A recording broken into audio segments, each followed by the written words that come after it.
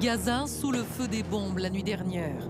L'armée israélienne affirme avoir visé des maisons appartenant à des hauts commandants du Hamas. Certaines auraient servi à stocker des armes.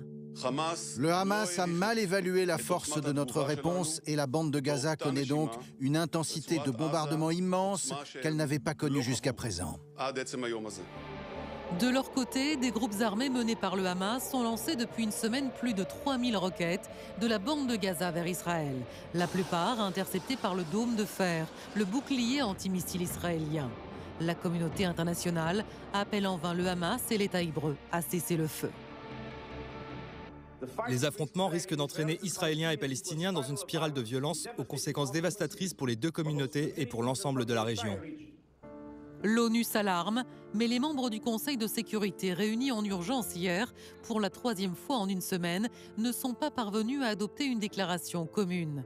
Les États-Unis s'y sont opposés, comme si Joe Biden préférait rester en retrait dans le conflit israélo-palestinien.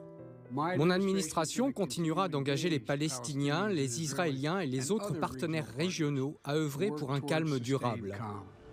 En coulisses, une médiation égyptienne est en cours. La France, qui accueillait aujourd'hui le président égyptien en marge d'un sommet sur le Soudan, soutient cette démarche.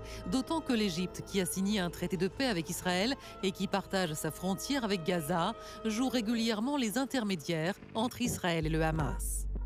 Alors l'Égypte a-t-elle la possibilité de faire taire les armes face à la prise de distance des États-Unis qui peut servir d'intermédiaire entre le Hamas et Israël? Comment la communauté internationale peut-elle enrayer l'escalade de la violence au Proche-Orient?